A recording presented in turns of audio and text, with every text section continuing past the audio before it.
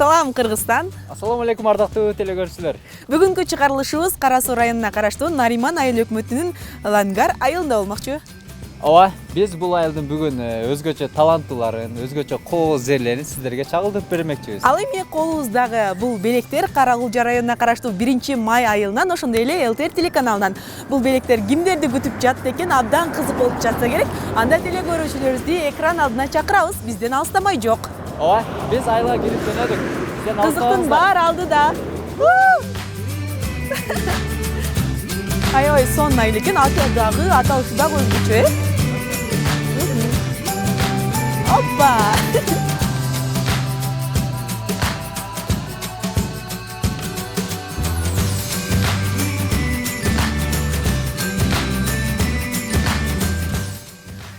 Айылга киргенде эле элетели өзүнүн белгилүү эң мыкты инсандар менен мактанып калышат. Лангар айылына келгенде эле айыл тургундары ардактуу мугалимибиз бар деп абдан сыймыктанып калышты. Алгачкы каарманым ушул экен деп абдан кызыгып кирип жатам. Демек көрөбүз. Саламатсызбы? Кандайсыз, жакшысызбы? Жакшы, рахмат. Ден соолуктарыңыз демдүү күчтүү отурасыз. Биз сизди ардагер мугалим деп издеп келдик эле. А көрсө сиз чебер турбайсызбы? Бала кезден бери эле ушу чеберчилик өнөргө өзүмүн талантым бар. 11-классты бүткөндөн баштап эле көйнөк теге баштаганмын. Ошентип азырга чейин ушу 66-га чыктым, дагы эле ушул өнөрдү аркалап ушу кошуналарды, кыздардын септерин тигем, алым жеткен үйрөтөм келиндерге. Эми мугалимдик кесибиңиз тууралуу айтсаңыз, канча жылдан бери мугалим болуп иштейсиз? Ардактуу мугалим деп калды. Мен 43 жылдан бери ушу мектепте ардактуу мугалим болуп иштедим. Сыймыктуу. Бул мугалимдик кесип сыймыктуу да, ардактуу да, түйшүктүү дагы. Ушул кесипти аркалап көптөгөн алдыңкы окуучуларды, кыздарды, балдарды тарбияладым. Азыр баардыгы агартуу иштеринде иштеп жатышат. Көпчүлүгү мугалимдик кесипти аркалаган. Сизди 1-мугалимдин кызы дейишти. А сиз дагы ошо атаңыздын жолун жолдоп мугалим болупсуз. Сиздин жолуңузду жолдогон уул кыздарыңыз болдубу? Менин жолуму жолдогон бир кызым болду. Чет тилди бүттү. Азыр чет тилден сабак берет. Атаңыз 1-мугалим болуптур. Ошол тууралуу кыскача айтып өтпөйсүзбү? Айылдагы. Айылда ушул Лангарды биринчи түптөгөн ушул менин атам болгон. Небереңиз аябай эрке ширин бала экен да. Ушул мектепти түптөп, ушул биринчи ушул жерде агартуучу менин атам болгон. Жакшы. Ошол атамдын дагы окуучулары өтө жооптуу кесипте иштешкен. 43 жыл аралыгында кандай ийгиликтерди багындырыңыз? Менин эмгегимди баалап, билим берүү отличниги болдум. Айыл өкмөттөрү сыйлашты, райондон сыйлады, областтан сыйландым. Кудайга шүгүр ушу наамдарды дагы жакшы эле алдым. Рахмат эжеке, аябай сонун бактылуу көз ирмемдер, дал ушундай бактылуу карылыктын доорун сүрүп, уул кыздарыңыздын урматын көрүп, неберелердин бактылуу көз ирмемдерине күбө болуп жүрө бериңиз. Ыраазычылык, аман болуңуз. Рахмат. Силер дагы бактылуу болгула, өмүрлүү болгула. Бизге окшогон ардагерлерди сүйүнтүп жүрө бергиле. Анда мен сапарымды улантайын.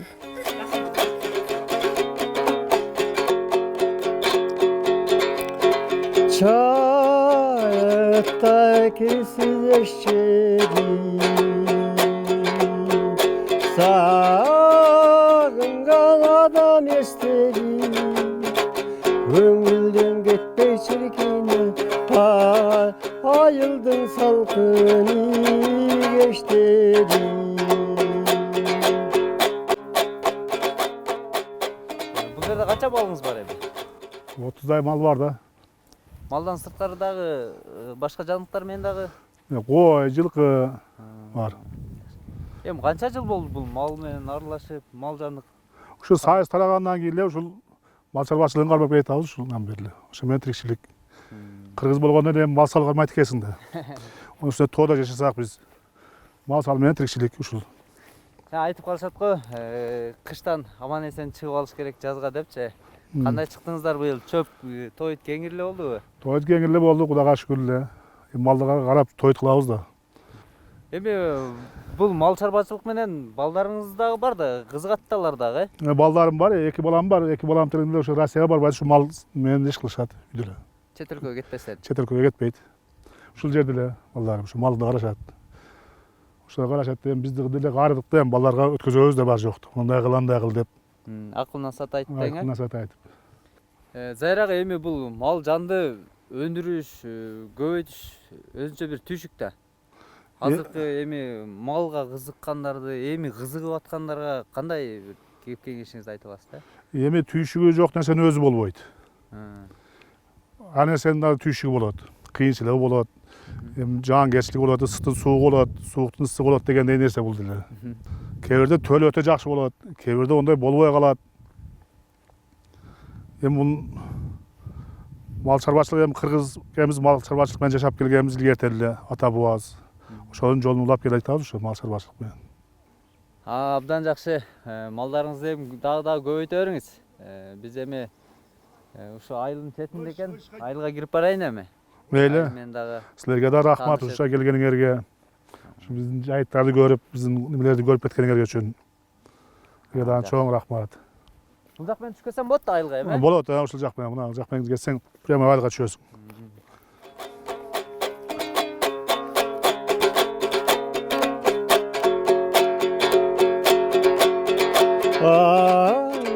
Çaçı ayları acayip ayılaymadı. Ayılda жүрсün rahat alganın bolu canında. Лангар деген аталыш фарс тилинен кыргыз тилине которгондо токтоочу жай дегенди түшүндүрөт. Бул аталыштагы жер сууну учурда 4 мамлекеттен кездештирүүгө болот. Дүйнөнүн картасында Кыргызстанда, Казакстанда, Өзбекстанда жана Тажикстанда орун алган. Өткөн кылымдан бери эл оозунда акчаң болсо лангарда шорпо деген сөз айтылып калган.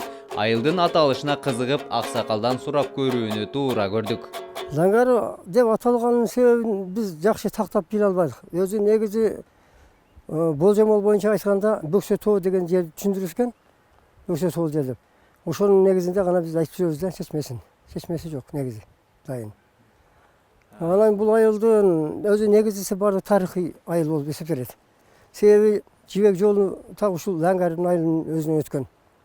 Ушул баягы Кокон, Нанжиян, Ош, андан кийин бул жагы Кытай, Кашкарга чейин жүктөп караван жүргөн.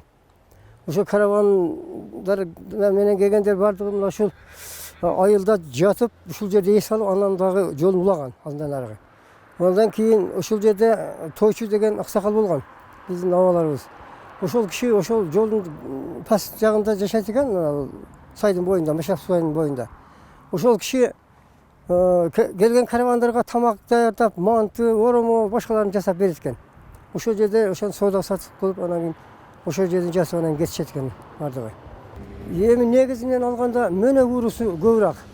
Бизде мөнөк уурусу ушул Лангардан жогору карап тиги Мурдашка чейин отукташкан.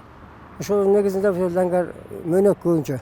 Анан кийин жоорулар болгон 70-жылга чейин.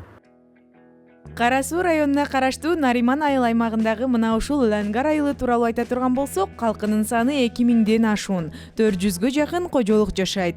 Айыл деңиз деңгээлинен 1800 метр бийиктикте жайгашкан. Жергиликтүү калк негизинен мал чарбачылыгы менен алектенет. 500 орундуу мектеп, бала бакча, мечит, ФАП, китепкана бар. Элетели той аштардагы ашыкча чыгымдарды азайтып, жакшы саамалыктарды ишке ашырууда. Биздин мал айылда санарип боюнча өтө начар иштөөдө. Телефон байланыш боюнча, ошо телестудия боюнча өтө начар. Ошолорду быйыл санариптештирүү жылына карата бир туура жолго салып алабыз деген максаттабыз. Чечилбей келген көйгөй ушу таза суу маселеси. Ошо таза суу маселеси чечилсе, экинчиси ушу бала бакча. Үчүнчү майда чүйдө көйгөйлөр бар, ол ирети менен чечилет. буюрса. Үй бүлө бул кичинекей мамлекет. Үлгүлүү үй бүлө болуш үчүн коомго, айылга өзүнүн жүрүм туруму, тарбиясы, меймандостугу, кичипейилдиги, кыскасы бардык тарабынан үлгү болгон ата бабаларынан тартып кичинекей муундарына чейин өрнөктүү болгон инсандар айтылат эмеспи? А биз Ланга районуна кирип келгенде эле Шайымкуловдор үй бүлөсү эң үлгүлүү үй бүлөлөрдүн бири деп абдан макташты. Демек мен дагы кызыгып кирип жатам. Көрөлү, таанышып.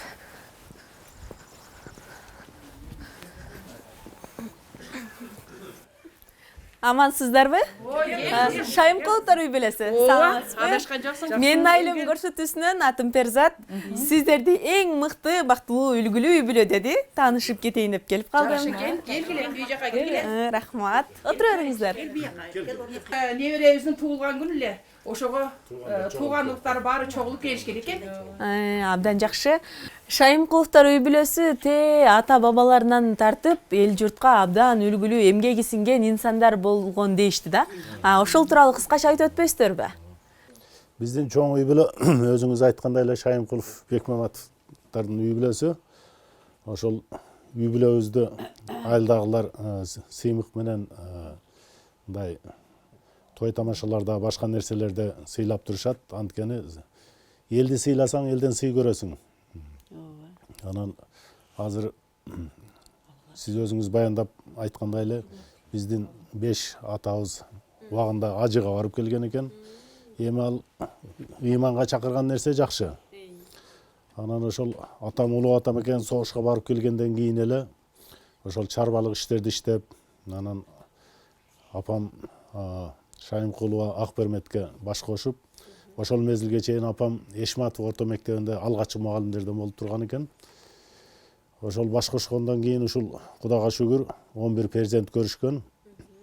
11 перзенттин 5 уул, 6 кыз. Эми мына 11 бир тууган болдук деп калдыңыз. Ошол 11 бир туугандыга кызмат кылуу мына ушул келиндердин милдети болсо керек. Кандай түйшүктөр болгон? Бүгүнкү күндөгүдөй жеңил болгонбу же көп кыйынчылыктарды баштан өткөрдүңүздөрбү? Мен келген убакта чындыгында кайын сиңдерим да бар болчу, абысынын 5 баласы бар болчу. Анан биз кайнеме кайнатам өтө жакшы киши болгон үчүн кайнатам абысынын 5 баласы менен мен 2 балам менен ушул жерде жүргөнбүз. Анан кийин үйүбүз бар болсо да кийин бөлүнүп кеткенбиз да. Кайнеме аябай жакшы киши эле. Менен кийин бир абысыным бар, ал дагы неме болуп келбей калды. Анан азыр жеңем чоң абысыным айтып кетти, ушундай болушкан экен. Кийин дагы биз ушул абысындарыбыздын жолун жолдоп, ушулар эмне кыл десе ошону аткарып, ушулар чоңдорубуз эмне десе ошого баш ийип, ушул мезгилге чейин келе жатабыз. Эч кандай немебиз жок. Ушул жалпы отуруп маслихат кылабыз. Ушундай кылабыз деп ар кимибиз оюбузду айтабыз. Андан кийин бир чечимге келип, ынтымакта бардыгыбыз ар кандай иштерди ынтымакчылык менен чечебиз. Кудай кааласа менде бир 15 небере бар, 15тен көбүрөөк Кудай кааласа. Чебирем бар. Неберелер 100дөн ашат. Ооба. Барды көп эле окуп, иштеп атат неберелер. Бирок кандай болбосун элге жардам беришет бардыгы. Жок меники, мен өзүм аракет кылып, өзүм тапканмын дебейт. Бардыгы ушу атамдын тарбиясын алган, ушу атамдай болуп өсүп атышат. Мен ушуга аябай суктанамын. Манайды көтөрүчү ырдап бериңиздер анда. Кичинекей кызыбыздын чоң энеси ырдап берсин. Туулган күнү менен куттуктап, сиздерди дагы жаз майрамыңыздар менен куттуктап, бир ырды Гүлдесте катары арнап коеюн, Рахмат. Чокусу бийик мустөрүдөн чочубай турган куш көрдүм. Чолпондой жапжаш кыз элем чоң эне болуп өзгөрдүм. Чолпондой жапжаш кыз элем чоң эне болуп өзгөрдүм. Чоң эне десе не берем, чок болуп кетет бүттенем. Çolpondoy capcaş kız elim, ayga da küngö tenkeligen. Çolpondoy capcaş kız elim, ayga da küngö tenkeligen. Oh, mına үлгүлүү үй бүлөлөр коомуңузда көбөйөрсүн, өлкөбүздө ушундай татыктуу үлгүлүү үй бүлөлөр көбөйөрсүн деген тилекти айтабыз. Сиздерге ыраазычылык, абдан көрүп сыймыктандым, суктандым, чынын айтайын. Сиздер мына ушул жалпы эле элге эмес, жалпы эле Кыргызстанга, өлкөбүзгө үлгү болчу үй бүлө экенсиздер. Рахмат, анда мен сапарымды улантайын. Бата бериңиз. Рахмат.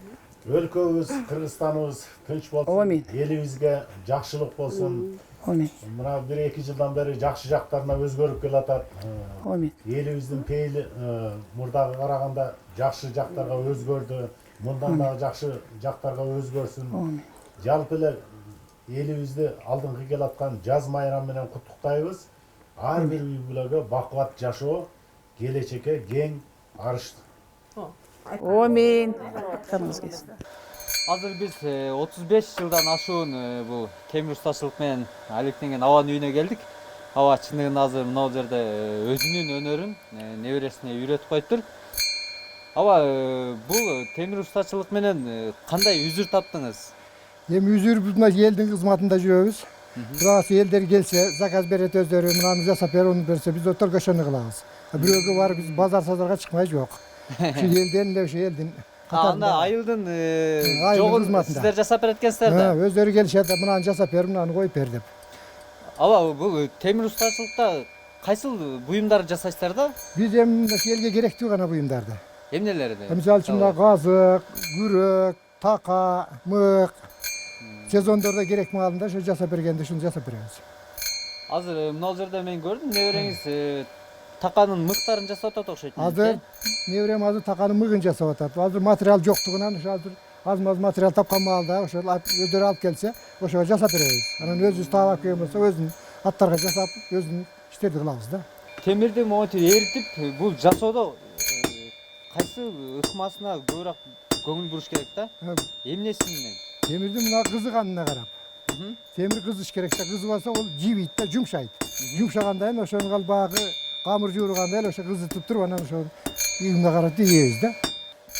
Демек темир көбүрөөк кызыш керек экен да? Кызыш керек да, кызыбаса ийилбейт да. Жумшаш керек да темир. Мисалы такаларды кайсыл темирден жасайсыз? Арматурадан. Кайсыл арматура? Мисалы үчүн мынабу ошо материалы. Мындай арматура.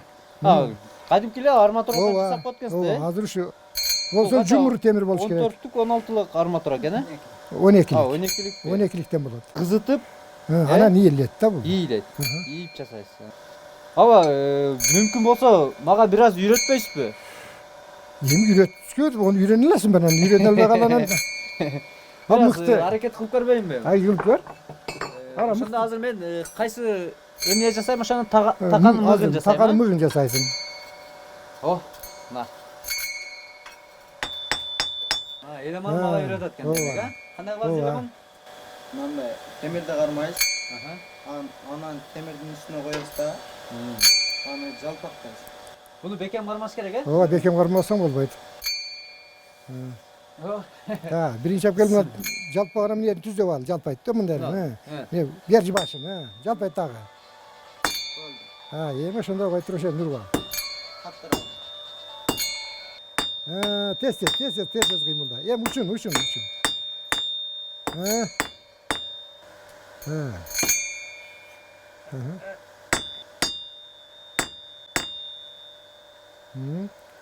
Бул жерге коет экенсиз да? Ооба.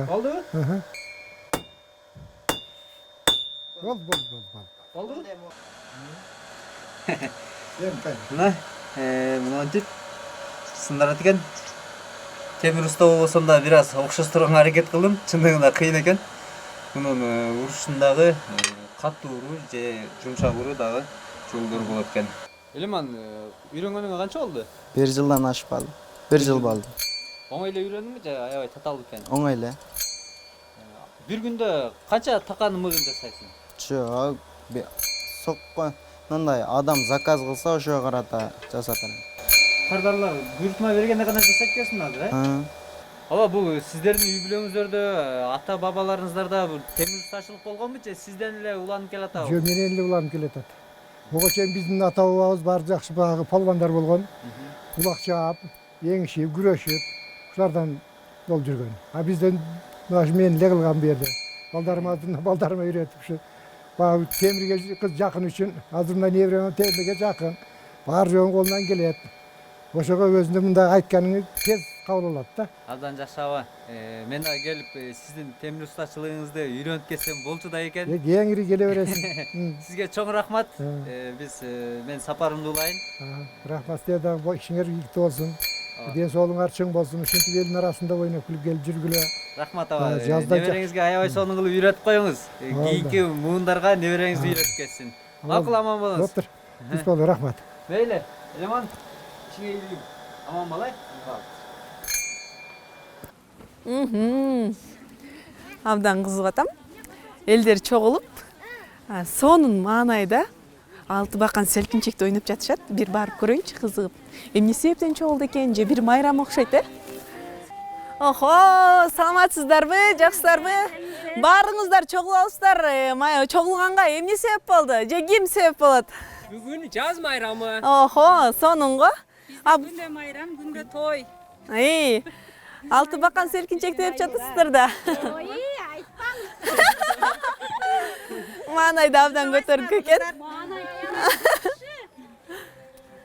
Жакшы. Тугуп дүйнө сендеги, жүрөгүн кылын термеди, сүйүүнү кайдан сезмекмин, сүйбөсөм эгер, сүйбөсөм эгер, сүйбөсөm эгер мен сени. Кандай сонун, ынтымактуу, таланттуу эл чогулуп, өзгөчө шаң жаратыптыр. Бул жакта да боз үйдө энелерибиз ырдап жаткан окшойт, э? Мен кирип таанышайын кененирээк, андан соң бул жакка да чыгамын. Маанай беш окшойт. Саламатсыздарбы, арбаңыздар? Да, сонун отурасыздар го? Кандай? Жаз майрам деңиз. Кантип эмне себептен чогулуп калдыңыздар? Мына Ләңгер айылы. Мына Мөнөктүн кыздары бар, келиндери бар. Ырдайбыз, сүйлөйбүз мына майрамда деген ниеттери бар булар. Силер жакшы келипсиңер. Хуш келипсиңер. Ооба, көрүнүп турат. Баарыңыздар эле таланттуу, өнөрлүү, айылдын эң мыкты айымдары, энелери чогулуп отурупсуздар. Бул жакта мен ойлоп жатам, ак элечек апалар тобу да бар окшойт, э? Бизде ак элечек апалары боло элек. Биздин мына Мөнөк айылыбызда Мөнөктүн айымдары деген тобубуз бар. Качан түптөлгөн? Кандай топ түзүлүп? Былтыр ушул Ләңгер айылыбызда Мөнөк атабыздын эстелиги курулганда, ошонун аркасында Мөнөк айымдар деген топ курганбыз. Ушулар ырдашат, кайсы бир иш-чараларда дайымдаяр, өздөрүнүн таланттарын көрсөтүшөт. Баардык үйдө турган, үйдө балдар табелаган энелер, ардактуу энелер. Өзү топто 12 айым эле, азыр эми 8-9 барсыңар, э? Ооба, эже эң сонун топ түзүлүптүр. Эми бая мен киргенде эле шаңдуу маанай ырдап жүрдү отурган элеңиздер. Эми сыртка чыгып, айылдын жакшы бир көрүнүшүн ырдап бербейсиздерби? Жакшы бир маанайды көтөргөн чыгарма. Жаш курак деген хору бар, ошону аткарып беришин анда. Кеттиң анда сыртта ырдап бериңиздер, э?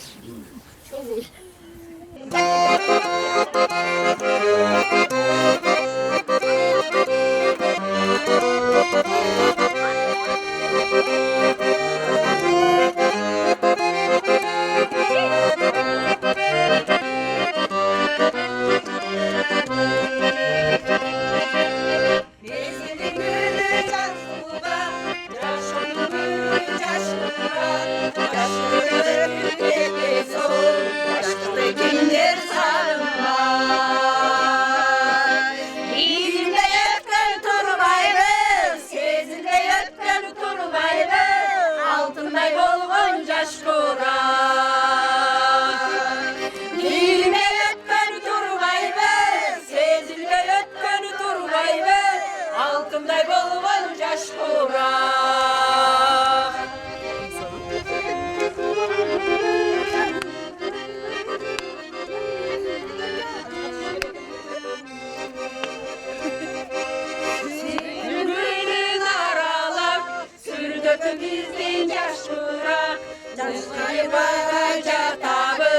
Çaşlardı bastı akbubar.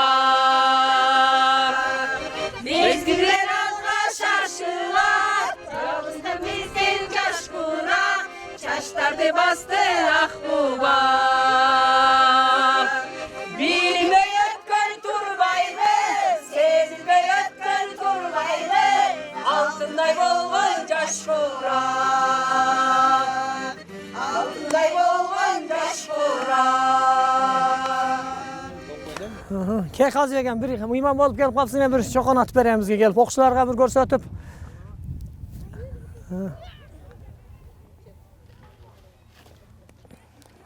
Voy yaxshi, yaxshi, yaxshi, mehmon yaxshi. Ana giyik komanda. Өзгөчө ордо ойнолуп аткан.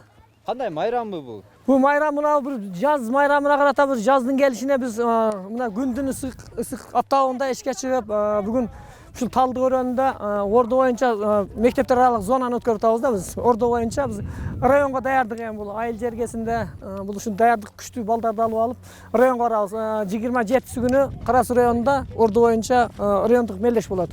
Oşo okuşlar dayardan atабыз hazır. Мырзакулага эми бир аз эрежелерин айтып кетпесизби бунун? Ereciler bu baştalganda şu 7 oyuncu giret oyunga. Biz bir komandadan 7, bir komandadan 7. Her bir oyuncuga 5 tane aşık salınat. 5 tane aşık salınıp şu 70 aşık salınat. Vaqt koyulup, keyin neme bütkönde vaqtga oynalат da. 1 saat koyulat, oşol vaqtda birinci oyun baştalganda iki komandanın kapitandары gelip iki aşık sol aşık alıp kalçaşat da bular. Kalça açıp kimisinin aşığı turganı oşol oyun başlaydı. Birinci komanda oyunu başlaydı. Anan keyin bu da birinci baştalganda şu top buzu. Birinci toptu buzat. Şu top buzulgandan keyin anan qadamak atat. Qadamakçı bolat bu da. Bir çepmekçisi bolat. Bir o qadamakçısı bolat şular atıp oyun şunu tulantılat. Абдан жакшы ага. Жана жаз майрамы деп калдыңыз. Жаз майрамына өзгөчө бир майрамдык маанай тартылып, жаштарга сонун оюндарды уюштурдук деп.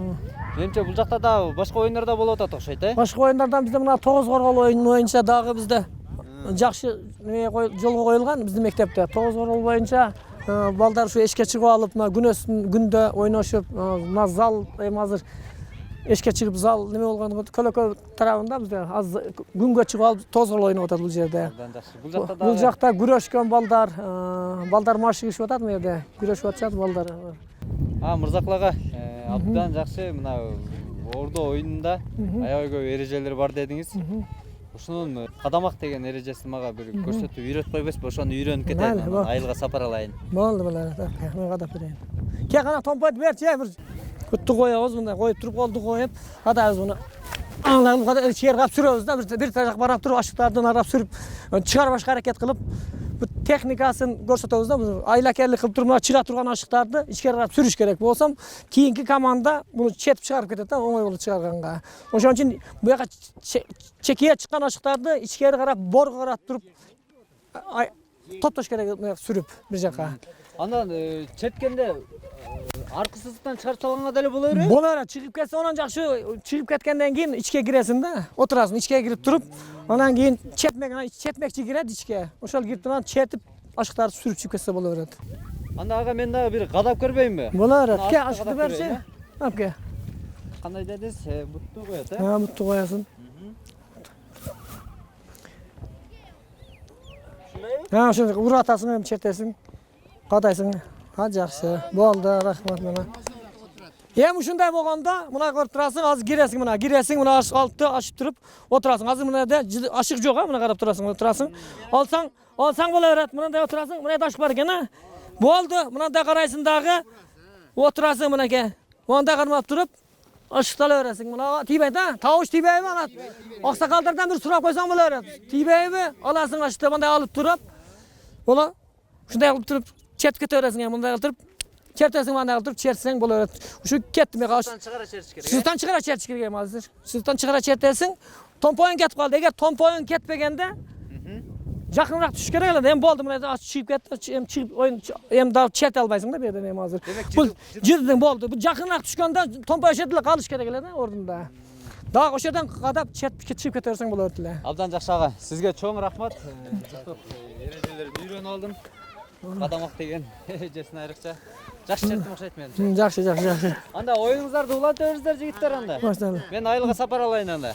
Коптур, ак жол сага. Рахмат шунча келгениңе, биздин айылга. Жана ошол айылдарды тартып жүрө беринем. Болду. Чоң рахмат сага. Ой, Азамат. Коптур.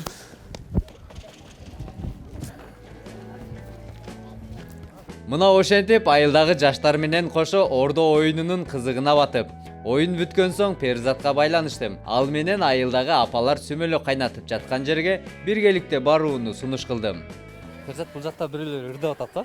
Ооба, арка го батат экен. Сүмөлөктүн жыты келип атат, сүмөлөктүн. Ошо сүмөлөк кайнатып атат окшойт, мен да ошондой көрдүм. Майрам болуп аткан окшойт да. Апаларыбыз отурат го. Айылдын апалары го, Охо, амансыздарбы? Келиңиздерби? Жакшы, рахмат. Жазал менен. Кандайсыздар? Жакшысыздарбы? Айттым го мен сүмөлөк кайнатып атат бул жакта дедим. Туура эле тааппынбы? Ооба. Сүмөлөк аралаштырып тилек айтат экенбиз да. Эң биринчи эле аралаштыргым келип, аябай шашып кетип атам. Опа, аралаштырып көрөйүн, Кел кызым, тилегиңди айт. Бисмилла. Охо, Жакшы адамдар экенсиңер. Жакшы адамдар дегендейсиңер, азаматтар. мына ушинтип көптөн бери кыялданып жүргөн тилегим орундалды. Анткени бул жылдын эсебинен сүмөлөк айлантсам экен деп ойлонуп жүрдүм эле. Азыр бүт тилектеримди айттым. Казек, айттыңбы тилектериңди? Ооба, Перизат, мен дагы айттым. Энекелер айтпайсыздарбы, бул сүмөлөктүн тарых таржымалы кандай болгон? Бул сүмөлөктүн уламышынан баштасам бир үй бүлөнү ачарчылыктан алып калган деп илгертен айтып келишет да. Ошол үй бүлөдө эчтеке жок тамак аш жасаганга балдары ыйлайт. Анан кийин апасы болсо казанга сууну толтура куюп, анан ташты салып туруп анан кайната берет. Балдары болсо апа чем качан пышат дей берет. Азыр пышат деген бойдон балдар уктап калат да. Анан апасы да уктап калып саар менен тура калып, эмне болду экен ушул таштар деп казандын капкагын ачып караса эле казан толо аш болуп калат экен. Анан ошондон сүмөлүк ошондон калыптыр да. Эмнелер, жыл сайын эле айылда сүмөлөк кайнатасыздарбы же ара деле кайнатасыздарбы? Биз сүмөлөктү жыл деле кайнатабыз. Ушул март ай, жаз айды аябай күтөбүз. Неберелерибиз менен. Мына жаш балдар дагы сүмөлөк качан пышат деп эртең менен бери күтүп атышат. Бул жылда кайнатабыз. Бул да болсо дагы биздин ушул айылдын биримдиги. 12 saat, 10 saat кайнаганда эми баардыгы ушу бирибиз менен сырдашабыз, ички сырларыбызды айтышабыз, ырдашабыз. Анда жакшы экен эжекелер, анда ырдайбызбы анда? Эле, ырдаса ырдайлы. Баштадык анда, кайсы ырды? Деген кыпкызыл өгөлү жайнаган, өмүрү деген булбулу бакта сайраган, өмүр барда өкүнбөстөн ойноп күл, өмүр өтсө жаратылбайт кайрадан.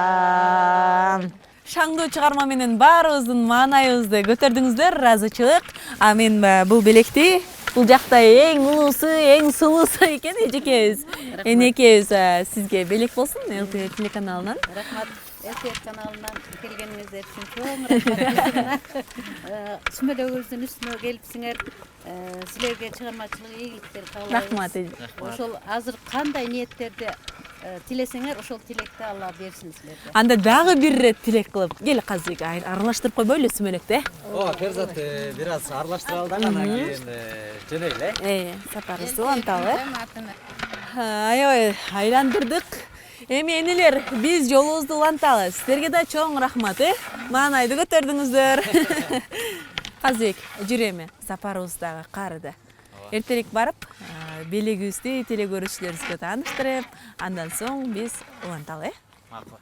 Мейлі отыр, жақсы болыңыздар. Жақсы барғыла, жолыңар ақ жол. Айтқаныңыз келсін, мейлі отыр.